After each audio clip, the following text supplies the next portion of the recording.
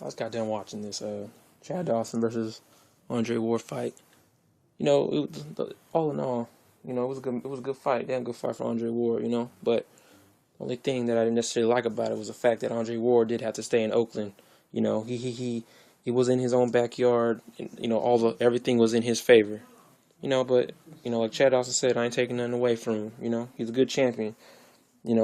Possibly in the future, it does set up future bouts for Andre Ward. Maybe he can get the winner out of Julio Cesar Chavez Jr. and Sergio Martinez.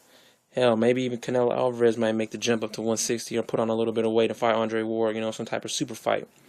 But I think the only match right now that really makes sense outside of Julio Cesar Chavez Jr. and Sergio Martinez is possibly a fight with Bernard Hopkins. And I'm sure he was sitting down in his crib, chilling, watching this fight, thinking about, trying to, plot his comeback, so to speak.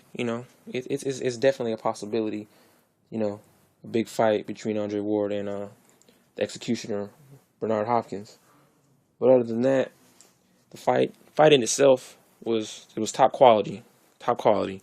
I mean, even from watching from the Super 6 perspective, I didn't really have a lot of high hopes for Andre Ward. I mean, the dude has the fundamentals of being a great boxer in his weight class, I mean, given the fact that there's probably not that much talent lingering at 168, with the exception of maybe Carl Froch, even though, what's his face, Lucian Bute, he was exposed by Carl Froch.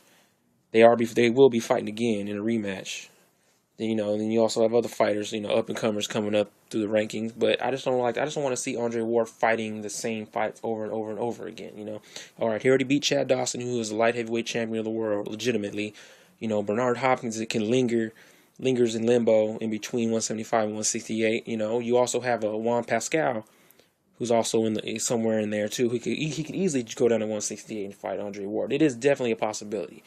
Other than that, this is next week. You got the fight with Sergio Martinez and Julio Cesar Chavez Jr., which can also, play a big factor in Andre Ward's future. But that's all I had to say. But other than that, I'll probably be back next week, with probably a possible post-fight recap of Canelo's fight with Joselito Lopez, and probably I'll try and see if I can hook up a stream or some shit like that and see if I can get Martinez and Chavez Jr. But until then, I'll catch y'all later. Peace.